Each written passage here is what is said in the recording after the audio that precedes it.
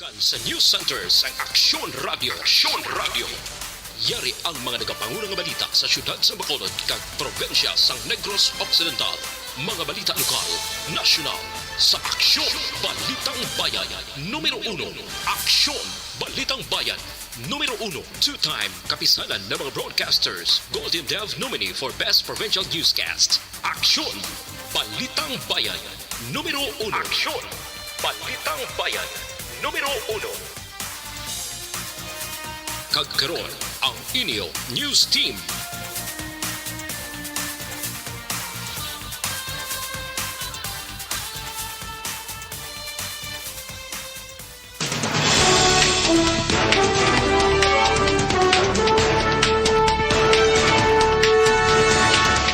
Para sa mga paulong dinalaan, una kita sa balita lokal.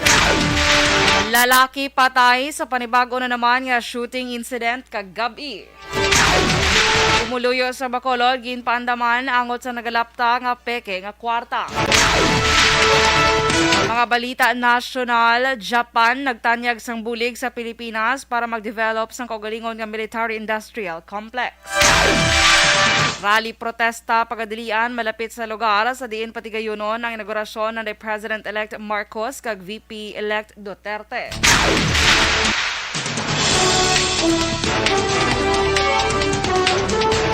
Maayong aga Bacolod, may nga Negros Occidental kag bugos nga Western Visayas, welcome sa pagpangalagad sa Aksyon Balitang Bayan numero 1.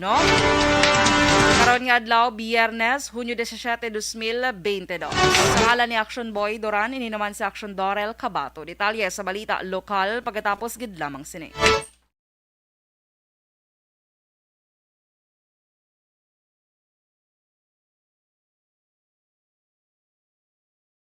Ang beach ang paborito nga katuan sa mga pamilya kag magbarkada sa tion sang okasyon.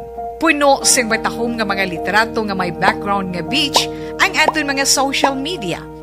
Pero nakahibalo bala kamo nga ang Pilipinas ang isa sa world's worst offender sa marine plastic pollution sa pagtuon sa United Nations sa pag-abot sang 2050. Ginatanaw nga mas madamo na ang mga plastic ikumparar sa mga isda sa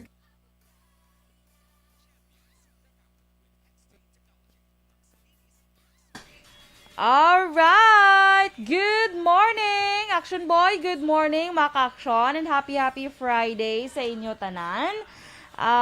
June 17 kita mga ka-aksyon. So, 2 days na lang. Kag Father's Day na. Ay, may pa-countdown. Good morning sa tanan nga nagaupod sa aton sa Facebook, YouTube, and website. Good morning sa inyo tanan. Good morning kay Connie Laparan. Tamyaw niya lang, Laparan, Labanyego, kag Esparesha family. Ang nagatamyaw si Connie Laparan sang Pandaron DSB, God bless. Thank you and God bless man. Kay Che Zamora, good morning. Milili Oligo, good morning man sa imo. Kay Miss Yvonne Bisher, uy, good morning. Dra sa may Germany. Kay Miss Jinky Dilagdon, good morning man. Dra sa may Phoenix, Arizona. Kag sa iya family sa Banwasang Don Salvador Benedicto, good morning. Kay Dennis Richard Tiboroma sa Banwas ng San Enrique. Good morning sa imo, Dance. Yes, Game 6 karon Action Boy, no? Game 6 karon mga ka-aksyon. So, andaman nyo naman or bantayan nyo naman ang mga papremyo pag sa Action Radio. Kaya... Bantayan na papremyo? Hindi gampang? Hindi gampang. Kay kabalo mo ko ibanda, premium. Inaapas na nila. Faustino Capilio Navarro Jr., good morning. Elvira Hilogo, good morning man. Ray Flores Baryoga, may agasimo. Kay Ma'am Van and Doc Matmeo, dra sa may Rochester, Minnesota, good morning. Okay, kay Kagawad Milagros Alit, kay Tito ko Awin Torres, Balaction Boy. Yes, oo. Dra sa may hinubaan. Kag of course aton nga mga taga Hinubaan dira Blackson Doors nga naga-monitor sa Alagad Radio. So good morning dira sa inyo, no? Kag sa mga ka-aksyon naton dira sa may Banwa sa La Castellana, no, sa kay Leo Talaban dira sa Barangay Manghanoy, sa may iban pa dira nga mga taga La Castellana, no? Good Morning morning. da Mayor May Nicor. Sala Castellana, no? Kag natamyaw taman si Mr. Arthur Jeff Villasor kag si Noel Amar, Alma Oligon, Mikey Montilla kag sa tanan nga pamilya ni Miss Jinky di Alagdon dira sa may Don Salvador Benedicto kay mama niya Lulit kag papa niya Joe di Alagdon morning dira. No kay Karina Villaflor dira, maang agaman. Yes. Mike Batista from Matabang Masaling. Standby na kita sa aton mga balita lokal.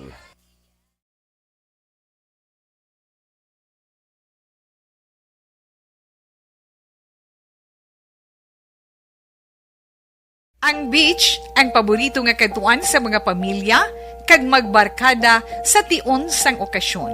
Puno sing matahom nga mga litrato nga may background nga beach ang aton mga social media. Pero nakahibalo bala kamo ngang Pilipinas ang isa sa world's worst offender sa marine plastic pollution? Sa pagtuon sa United Nations sa pag-abot sang 2050, ginatanaw nga mas madamo na ang mga plastic ikumparar sa mga isda sa karagatan. Gani subong pala. Aksyon! Balitang Bayan, Numero 1.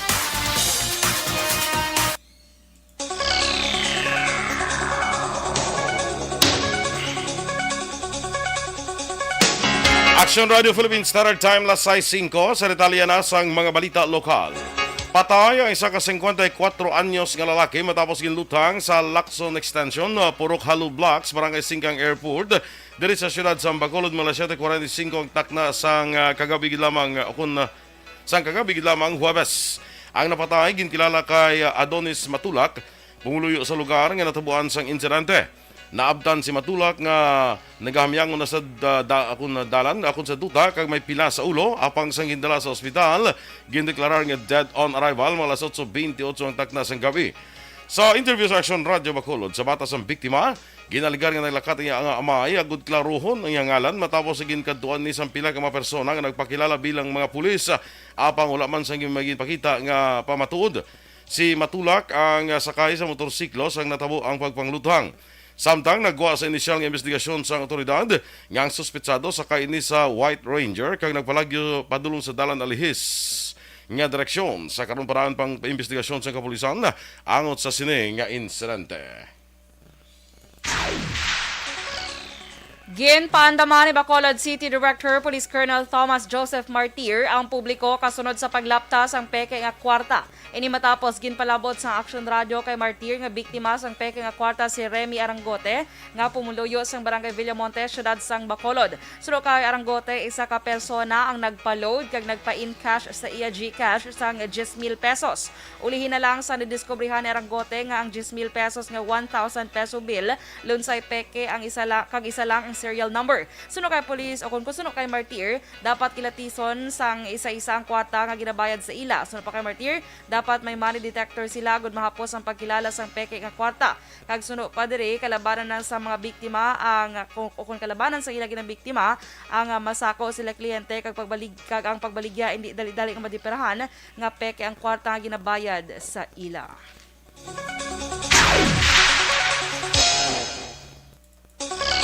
Samtang magpabilin nga preso sa custodial facilities ang Criminal Investigation and Detection Group Negros Occidental Field Unit ang konsehal nga nagsungka bangod sa kaso nga paghimulo sang nagsungka ini sang Martes, Hunyo 14. Ang ining suspetsadong gikilala kay Fred Bangkaya alias Dimple, 46 anyos ang edad.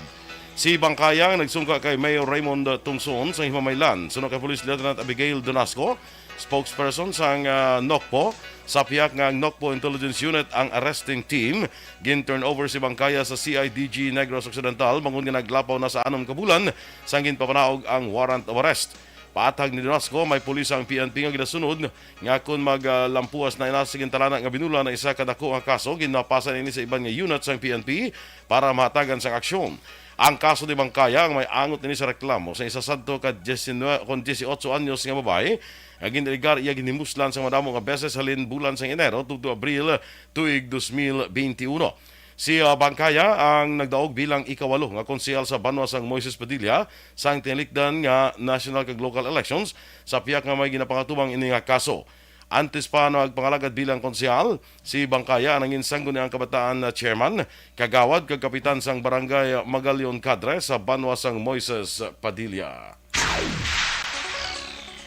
Gin-hold up sang riding in tandem ang duha ka mga delivery personnel sa isa ka kompanya sang sigarilyo sa Purok Canlaon, Barangay Don Jorge Araneta, syudad sang Bago, pasado las 2 kahapon pasado las 2 ang niligan ng Hunyo 15. Ang mga biktima mo Sunday Antonio Parcon, 55 anyos, sang Purok Zone 6, Barangay Handumanan, syudad sang Bacolod, kag Eduardo Ondoy, 46 anyos, residente sang Purok Mabinuligon, Barangay Sagasa, syudad sang Bago. Si Parcon ang driver sang panel van sang Philip Morris Fortune Tobacco Company, samtang si Undoy naman ang kolektor kag sales agent. Sa inisyal nga report sa nga Bago Police, ginpahayag nga nagatindog sa van si Parcon sang ginpalapitan sang duha ka armado nga lalaki sakay sa XRM nga motorsiklo. Ang backrider ang nagdeklara sang hold up kag nagakapyot sa armas nga nasukbit sa hawak. Ginkuha sa nga driver sa motorsiklo ang bag nga may unod nga 19,000 pesos nga personal nga kwarta ni Undoy, kalakip na ang pila ka mga personal nga dokumento kag IDs. Samtang ginkaduan man sa isa sa makawatan si Undoy samtang nagapanukot sa Magdalena Corpus Store kag pwersa nga ginkuha ang itom nga sling bag nga may unod nga 40,000 pesos nga koleksyon. Naglambot naman sa 442,000 pesos nga balor sa ginasuspetsuhan shabu ang nakuha sa bypass operation sa Police Station 2 kaupod ang Philippine Drug Enforcement Group las 10 ang takna sang gabi sa corner Aguinaldo 25th Street, Barangay 1, siyudad sang Bacolod. Ang nadakpan kilala kay Arnel Sithar, 40 anyos, kag residente sa Purok Cagaykay, Barangay 2, siyudad sa Bacolod. Nakuha kay Sithar ang 13 ka heat-sealed transparent plastic sachet sa ginasuspetsuhan shabu nga ginabulwanta nagabugat sang 65 gramos. Ang mga na-recover nga items ang turnover sa Negros Occidental Provincial Crime Laboratory para sa forensic examination. Si Sithar ang preso karon sa custodial facility sa Police Station 2. Ginahabi-abi naman ni Major General Benedict Arevalo, commander sang 3rd ID Philippine Army, ang mag-utod ng NPA matapos voluntaryo nga nag-surrender sa katapos ang 3rd ID's Bravo Company nga 11th Infantry kag sa Santa Catalina PNP sa barangay Nagbinlod, Banwa sang Santa Catalina, Negros Oriental. Sunod kay Major Kim Apitong, spokesperson sang 3rd Infantry Division, ang mga nag-surrender ang Mosanday Ka Daniel kag Ka Agilos, lunsay mga miyembro sang CPP-NPA terrorist. Dugang pa ni Apitong si Ka Daniel ang nagsulod sa NPA sa tupang tuig 2015, samtang manghod sini nga si Ka Agilos ang nagsulod naman sa 2021. Ginpahayag man ni Apitong sa mga ginpahayag man ni Apitong mga sa sulod sang isa ka bulan, anom na sa makatapos ang NPA ang nag-surrender sa 3rd ID.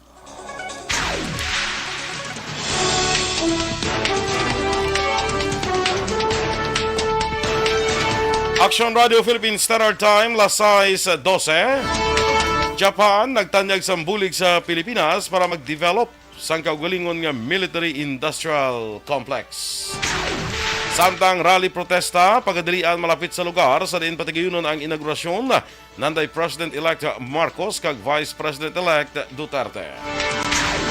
Ang detalye sa mga balita nasyonal sa magbalik sang Aksyon, Balitang Bayan, Numero 1.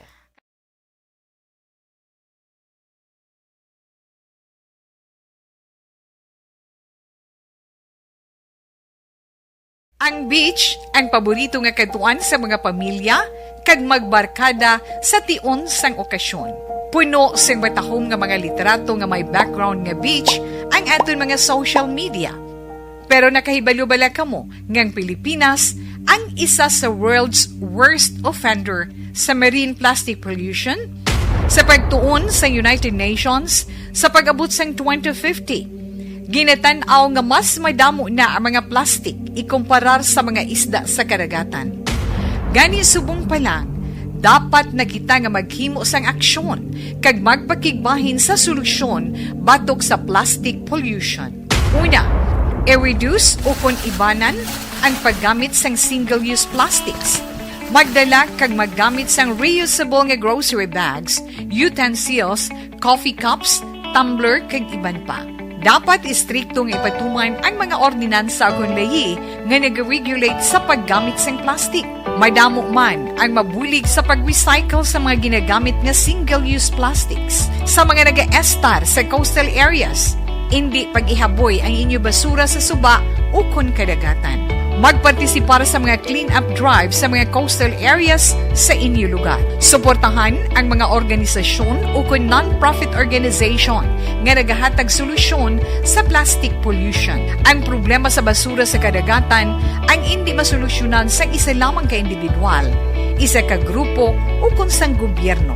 Nagakinahanglan ini sang aksyon sang tanan para sa benepisyo sang karon kag sa masunod pa nga henerasyon.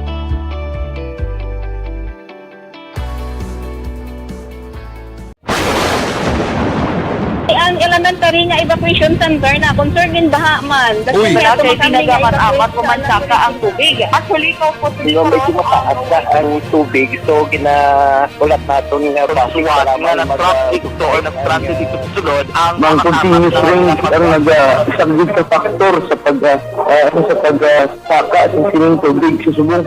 Ang Pilipinas sa mayroon sa early warning system para mahibaluan ang lakas ng panahon. Gani, wala sa rason nga hindi kita makapreparar karon ni rainy season. Yari ang ilang mga action tips nga dapat mo may baluan. Kung nagapuyo sa lugar nga masabi ginabaha, mag-monitor sa balita para sa anunsyo sang pag-asa sa lakat sang panahon.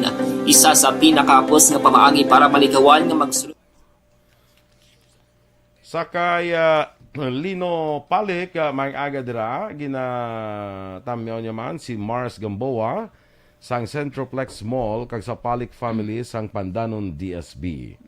Taga Pandanon, managili si Lino. Kabot ka pa siyang libro sa unang si Lino, si Nita. Si Lino, si Nita. Ano? Si Lino, si Nita. Lino Lita. Oh, Nita. Bla mo Nita, oh. Duwala. Di ko wala nakaabot na. sang Lino kag si Lita. Okay, Nita. Anita, gali. Nita, bla to, may ka nakaabot. Ano, na nasa yun. school na ginatag? Oo, sa nga mga grade 1 ba kami sa una mo na. Ati Si grade Lino, one ko si na Nita. Naglaka, gagabalin sa balay. Upod ang Ay, hiligay nun? Oh, hiligay nun. Ah, Oo. Si Lino, si... mo kami sa magbasa mo. Leader pa ko sa una magbasa. ay, wongga. Sa, ano gari, sa, meron na, di ba, sa bayang bigkas na, no? Tawag? Oh, sa bayang bigkas, dahil manaya. Oh, dahil manaya sa bayang So, ano lang bigkas. ka-leader, daya? Sa bay gani, paano Sabay ka gani, pa-leader?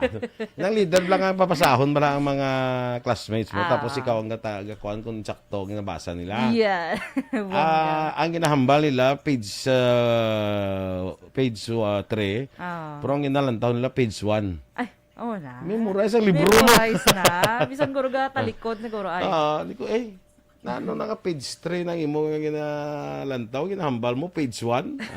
Memorize ko mga daan mo. Ito bali everyday siya. Yes, so sa reading, ina na, muniligay nun, kami sa una, pagsugod ko grade 1 mo. No?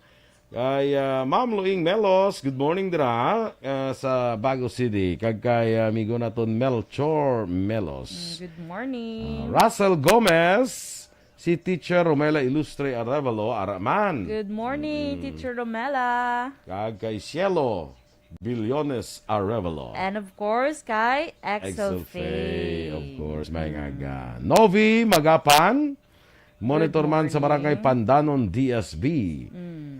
Sa kay amigo na Torco Dionco. Melvin Peñafiel, good morning man. Kag kay Diding Alhuamianto.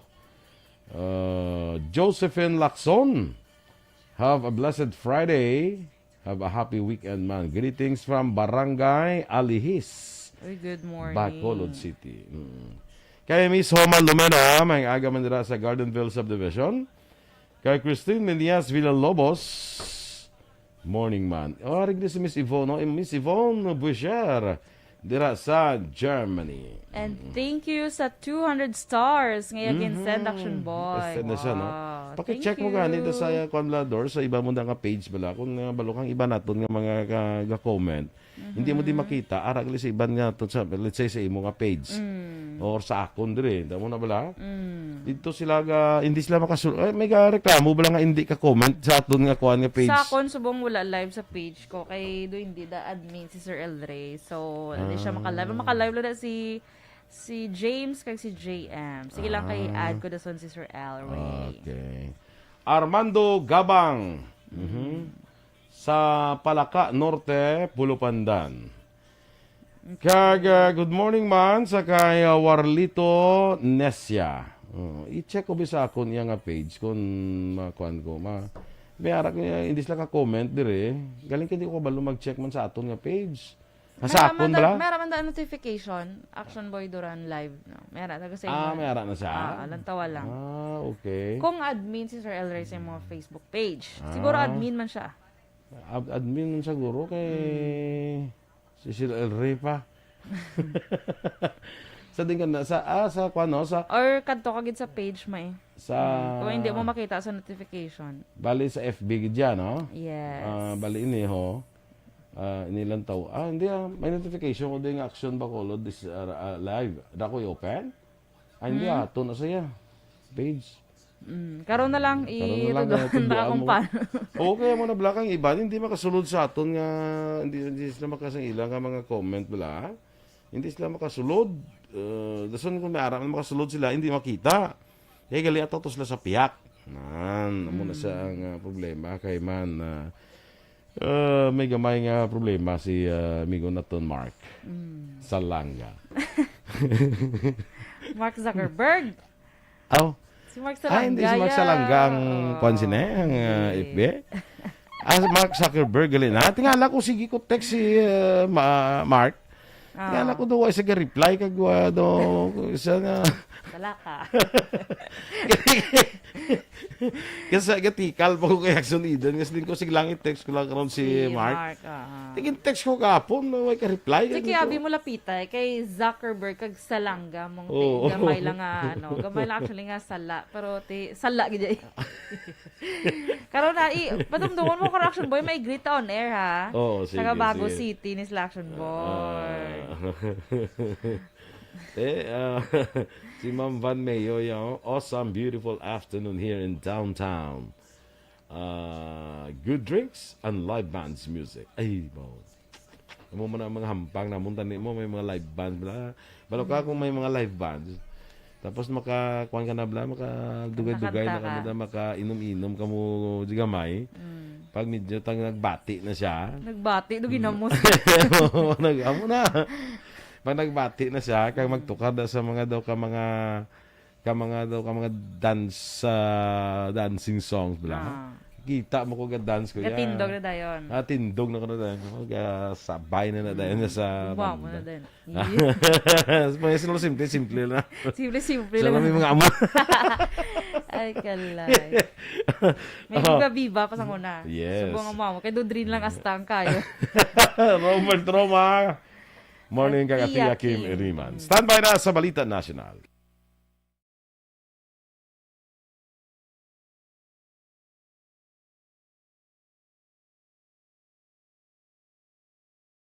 Ang beach ang paborito nga katuan sa mga pamilya kag magbarkada sa tion sang okasyon.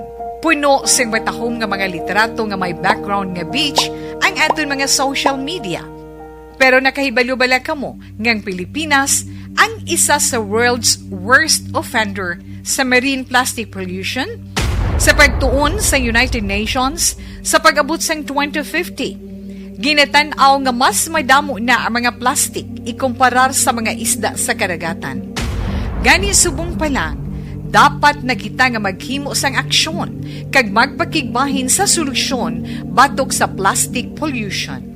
Una, i-reduce o kung ibanan ang paggamit sang single-use plastics.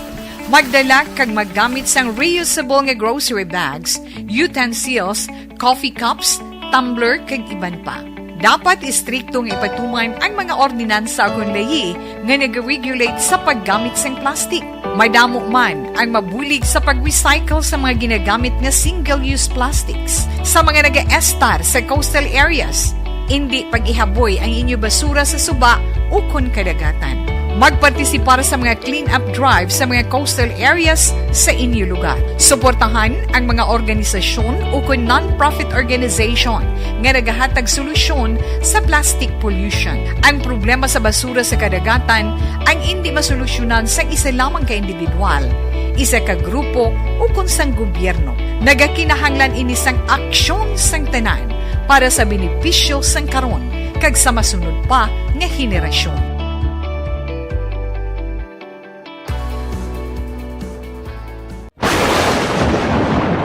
Ang elementary nga evacuation center na concern din baha man. Uy, kaya kasi tumakami nga pinagaman amat evacuation pumansaka ang tubig. Actually, ikaw po Di ba medyo mataas na ang tubig, so ginaulat natin nga Siwat nga nag-traffic dito or nag-transit dito sa sulod ang mang continuous rain ang nag-isang sa factor sa pagsaka at sining tubig sa subong.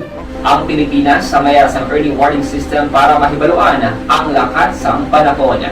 Gani, wala sa rason nga hindi kita makapreparara karon ni rainy season. Yari ang pila ka mga action tips nga dapat mo may baluan. Kung nagapuyo sa lugar nga masabi ginabaha, mag-monitor sa balita para sa anunsyo sang pag-asa sa lakas sang panahon. Isa sa pinakapos nga pamaagi para maligawan nga magsulod ang baha sa balay, among paggamit sang sandbag. Ang sandbag ang isa kasako nga may unod nga balas nga pwede ibutang sa pertahan upon ginaagyan sang tubig. Ang Bayan, numero 1. Aksyon Radio Philippines Standard Time, las 6:25 sa detalye na sang mga balita nasyonal.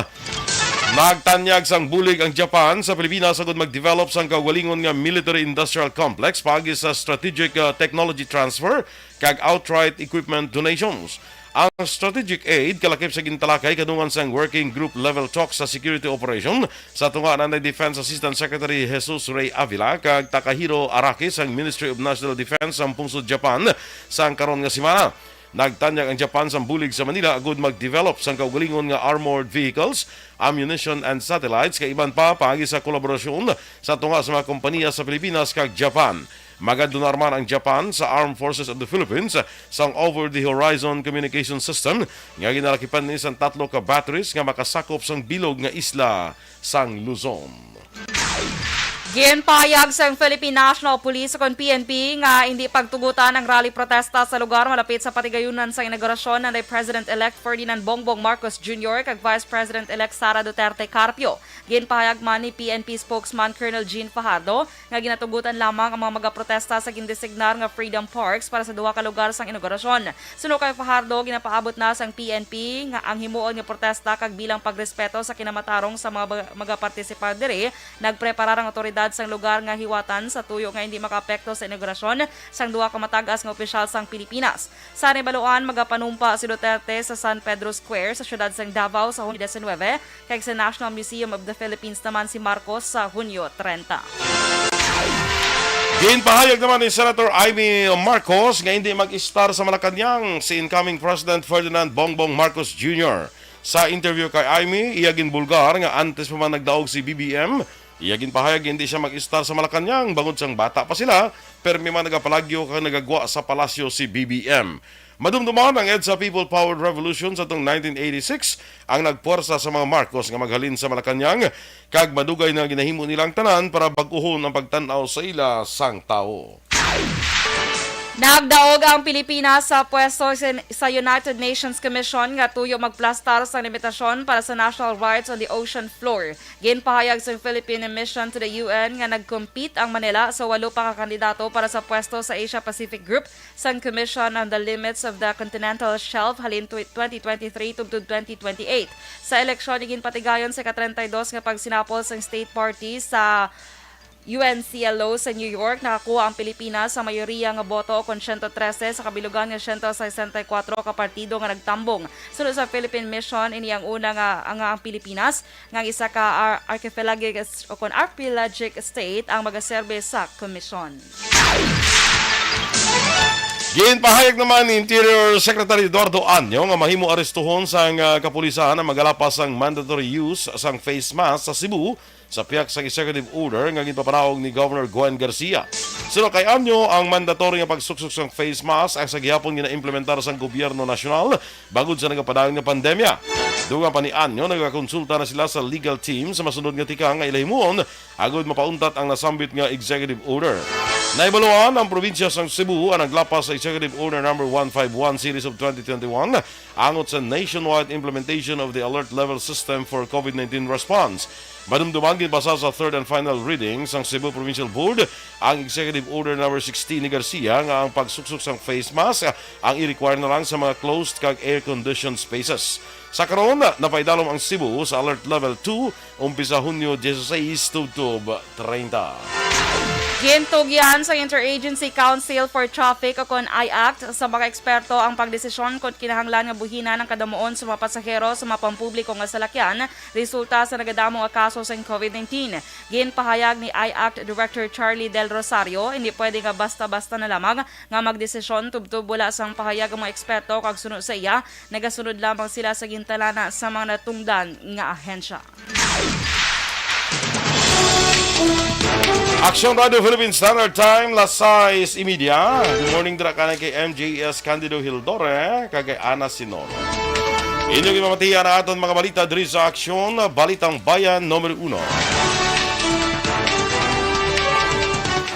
Good morning, Mandra Action Boys sa Lumberjack dala sa may Bago City kag kay Rosario Baliados. Good morning dala sa inyo sa may Barangay Dulao, Bago City. Standby na sa Action Report, second portion of Action Fred Saranga. Balikay kita sa Action Balita Morning Edition. Upod gapon sa inyong news team. Aksyon Dorel Cabatu. Kag-Action Boy Duran. Una sa balita, una sa aksyon. Sa Bacolod Aksyon Radio. Aksyon Radio!